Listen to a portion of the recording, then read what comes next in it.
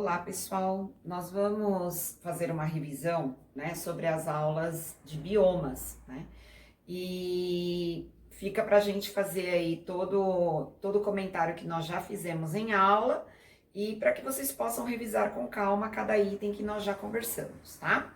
Bom, o nosso tema são biomas, que a Pro já falou para vocês que ela tem a mesma qualificação quando a gente fala de domínios morfoclimáticos ou quando nós estamos tratando de ambientes.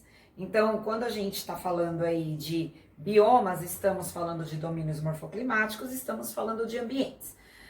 Existem três grandes ambientes, estudados nos biomas mundiais, que são os ambientes úmidos, que é o que nós vamos ver nesta aula, são os ambientes áridos ou ambientes secos, e depois os ambientes gelados, E eles estão relacionados com o que, pessoal? Com a localização, com a análise que nós fazemos, principalmente da latitude do planeta. Então, na geografia, nós vamos estudar principalmente a paisagem e como essa paisagem está relacionada com os elementos climáticos, com os fatores de intemperismo, que são os fatores edáficos, aí, os fatores de solo, Enquanto que na biologia, eles vão pegar mais a questão da vegetação, do ecossistema, da fauna. Na geografia, a gente vai ver essa relação dentro dos biomas, como elas ocorrem, prestando atenção nessa questão da paisagem, Como essa paisagem vai se alterando à medida que vão se alterando também os elementos climáticos. Então, quando nós analisamos os gráficos em aula, que a gente analisou vários tipos, todos seguem a mesma regra. Sempre prestar atenção de que latitude eu estou falando. Então, pegando aqui, uma organização aí que seria do planeta, a latitude zero, que seria a linha do Equador, nós estaríamos falando dos biomas mais úmidos do planeta, Então, maior incidência de raios solares, Portanto, nós temos aqui ventos mais úmidos chegando nessa região. Portanto, nós temos aí as florestas equatoriais, a floresta tropical, muita umidade, uma vegetação densa, E aí, basicamente a mesma estrutura, a gente chama aí de um bioma determinante, porque ele tem a mesma estrutura quase quase o ano inteiro, O que vai alterar um pouco é o nível pluviométrico, o índice pluviométrico, mas é uma característica da linha do Equador. Qual a segunda questão que eu tenho que prestar atenção? À medida que essas latitudes vão se alterando, percebam que a vegetação desses biomas vão responder a esta latitude. Então, nas áreas que a gente tem nos trópicos do planeta, onde os ventos vão perdendo a sua umidade, nós vamos ter aí nas latitudes 33, de 27, vai de 0, 27 até 33, nos trópicos de Câncer e de Capricórnio, nós vamos ter as áreas mais secas do planeta, Então, os maiores desertos do mundo, eles vão estar localizados nas zonas aí nos trópicos, os que nós chamaríamos dos trópicos. Então, o que a gente tem que prestar atenção? Eu estou aqui com os biomas mais úmidos do planeta, floresta tropical e equatorial. Esse bioma, ele vai se alterando à medida que nós vamos ultrapassando aí os trópicos. Então, eu vou ter os biomas em transição aqui, por exemplo, as savanas, Um bioma que a gente vai falar mais pra frente ainda faz parte de um ambiente úmido, porque ela tá na transição entre a floresta tropical e os desertos do planeta. E ultrapassando os trópicos, eu vou entrar o que a gente chama nas zonas temperadas do planeta. Então, o que tá alterando aqui, pessoal? Tá alterando a vegetação. Então, as savanas, por exemplo, eu já vou ter mais arbustos. Vou entrar nas áreas de deserto praticamente com ação máxima do vento, altas temperaturas, intemperismo físico, Os ventos agindo nessas áreas, até eu entrar nas zonas temperadas do planeta.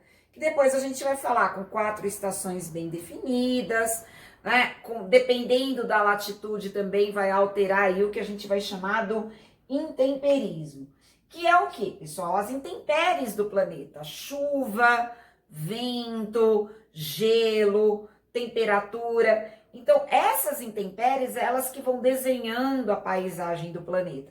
Então, quando eu analisar lá os gráficos, né, os ambientes que eu tenho que analisar, sempre prestar atenção na latitude, na vegetação e no tipo do intemperismo, que a gente já aprendeu lá atrás. Se eu estou na linha do Equador, intemperismo químico ativo, forte, muita infiltração de água. À medida, né, que eu vou chegando nas regiões mais secas, a gente vai alterando esse intemperismo químico para o intemperismo físico.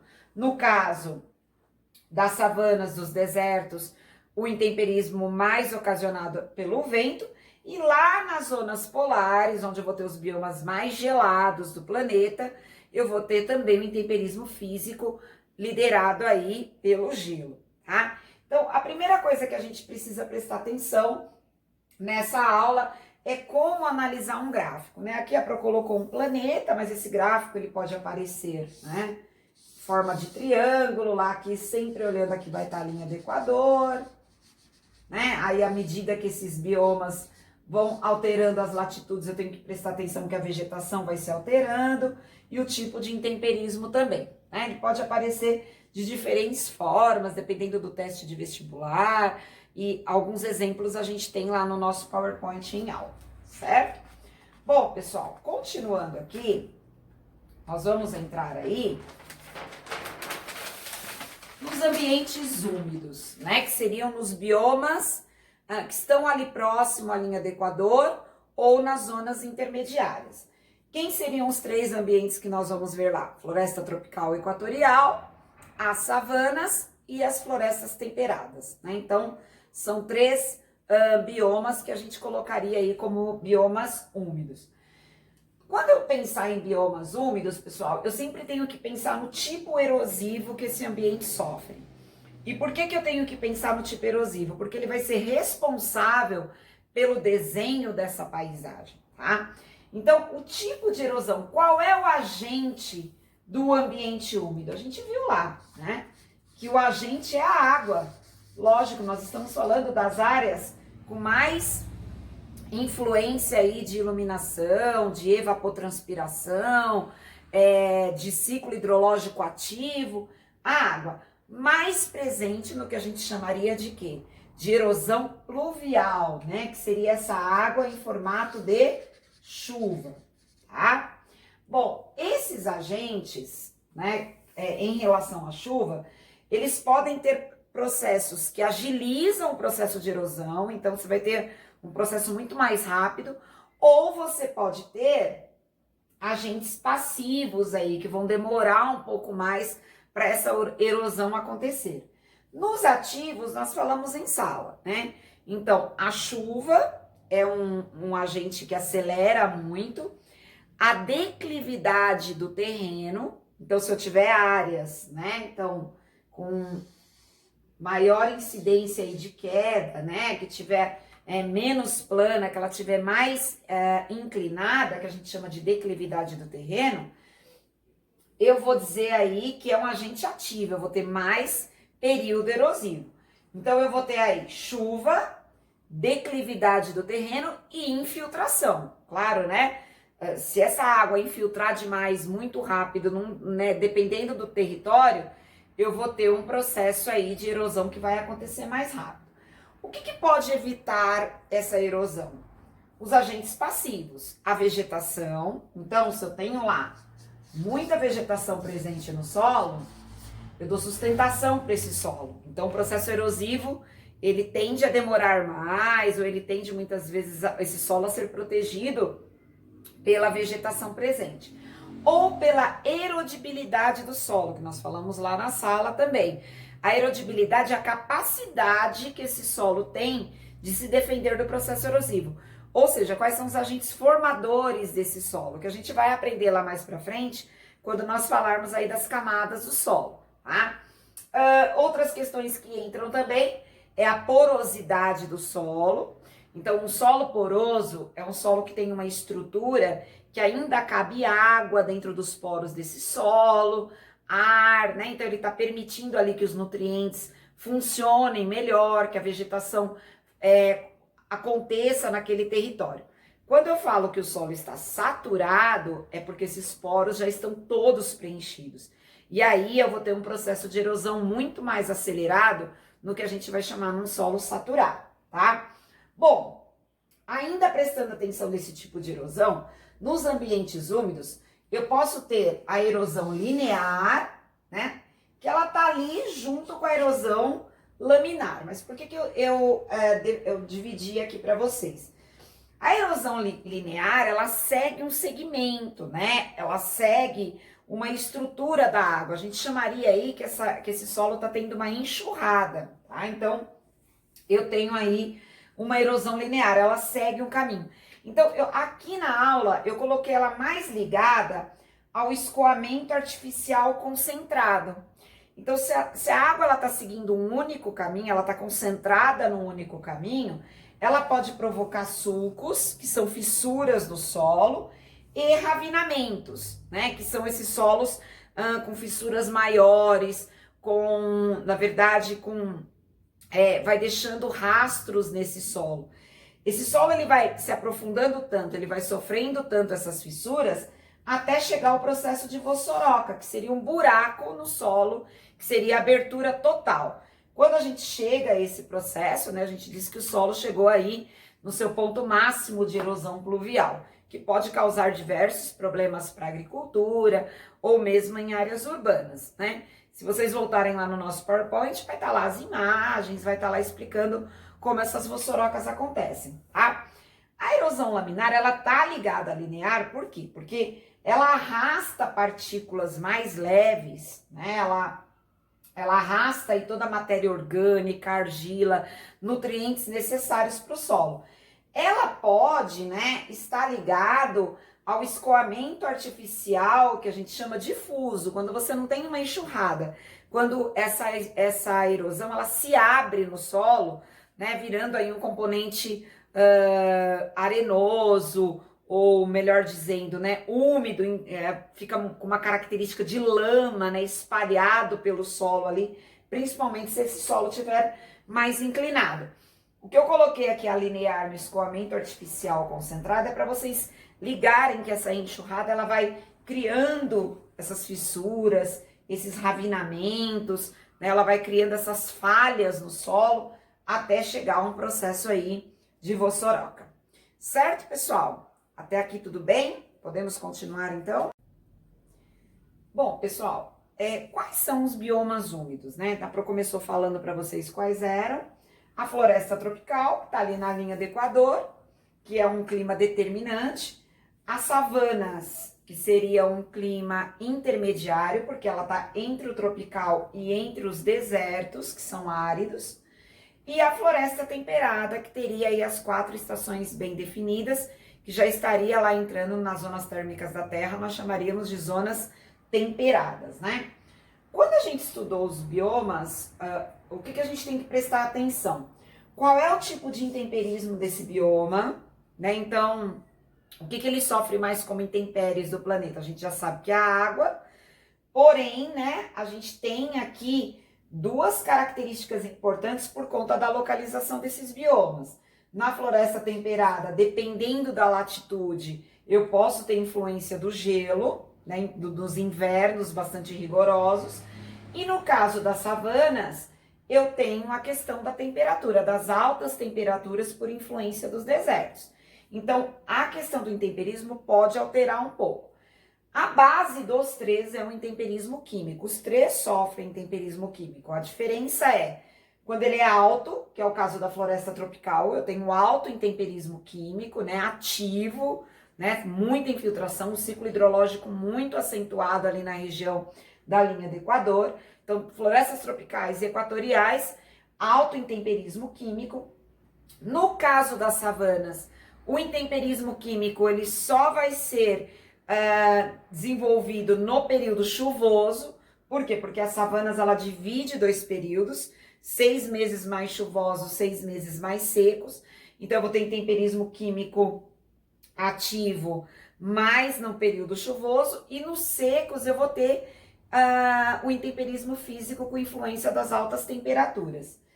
No caso da floresta temperada, vai depender muito de qual latitude eu tô falando, né? Então, se eu tiver ali mais nas baixas latitudes, né, saindo ali das regiões dos trópicos, eu vou ter um intemperismo químico moderado, né, a alto, ou o intemperismo físico se eu já estiver chegando ali na transição das áreas polares, tá? Então, a floresta temperada, ela também, dependendo da latitude, né, preciso observar lá onde está a localização, intemperismo químico, senão vou ter intemperismo físico ocasionado pelo gelo, tá? Quando eu falo de movimento de massa, eu estou falando do nível de deslizamentos que esses biomas sofrem. Então, se eu pensar na floresta tropical, né, o processo de deslizamento de massa, ele é episódico, né? Ele não é ativo. Por quê? Porque eu tenho muita vegetação. Claro que se eu desmatar, se for uma região de muita erosão, se for uma região que está invadindo por ocupação desordenada. Mas aqui a gente está falando aí do processo natural desses biomas. Eu tendo vegetação, eu tenho mais sustentação. Então, episódico, por quê? Porque eu posso estar numa área mais inclinada, numa área que o nível de pluviosidade está muito alto. Então, eu posso ter. Mas a floresta tropical é o que eu tenho mais estabilidade. No caso das savanas, né, eu tenho principalmente mais no período seco. Eu cheguei a comentar com vocês, em determinadas áreas do período chuvoso, ele acumula ali umidade, depois ele resseca demais. O que eu posso ter deslizamentos nessas regiões, mais atuantes do que na floresta tropical. E na floresta temperada, eu tenho um relevo muito acentuado ali naquelas regiões, né? Eu tenho muitas montanhas, áreas montanhosas, é uma área ali de solo, muitas vezes até magmático, de Alpes, dependendo da região. Então, nos períodos, dependendo aí de qual latitude, nos períodos mais secos, eu tenho mais rolamento rochoso em florestas temperadas. Outra questão que eu preciso olhar são os rios, né? Então, claro que a floresta tropical é a que mais vai ter influência de rios, né? Bacias hidrográficas, né? Eu vou ter afluentes de rio. Então, eu tenho lá um rio principal, né? E vários afluentes, né? Eu tenho um lençol freático ativo, eu tenho muitas nascentes, eu tenho água compartimentada. Então, né? Só que não há um processo erosivo por conta desses rios. No caso da floresta tropical, eu tenho mais acúmulo de sedimentos do que processo erosivo. Então, eu tenho transporte de material, né? Então, eu acabo todo aquele material orgânico de restos de animais, restos de vegetais, folhagem, eles vão se arrastando, fazendo com que os rios tenham meandros nessas áreas de floresta tropical. Por que eles são tão curvos? Porque eles acabam desviando dessas áreas de sedimentos. Nas savanas, eu vou ter canais de rios, né? Então, eu vou ter um rio específico, na época chuvosa, que pode até eventualmente secar nos períodos mais secos. Então, é claro que eu não vou ter uma influência, né, de floresta tropical como eu teria, como eu tenho na floresta tropical, eu não vou ter nas savanas. Vão ser rios de canal. E a mesma coisa com a floresta temperada, né? Apesar de ter um índice de rios maiores do que as savanas, esses rios também sofrem influência de determinadas áreas, de determinados territórios. Áreas mais chuvosas, determinadas épocas do ano, porque a gente falou lá que tem as 4 estações muito bem definidas na floresta temperada. Eu não tenho rios com afluentes, como eu teria na floresta tropical, eu tenho canais de rios, rios determinantes, que marcam determinados territórios na floresta temperada. Tanto nas savanas quanto na floresta temperada, nenhum dos dois tem acúmulo de sedimentos pelos rios como tem na floresta tropical. Os dois sofrem mais desgaste, esses rios causam mais processo erosivo do que acúmulo de sedimentação. Então, você não vai ver esses rios tão passeando como a gente vê nas áreas de floresta tropical, tá? Certo, pessoal? Então, Então, aqui fica um resumão, claro que vocês precisam olhar no roteiro que nós fizemos de estudo, vocês precisam olhar no PowerPoint, anotações de aula, gravação de aula. Aqui é mais para a gente dar uma enxugada e uma revisão geral para vocês, certo?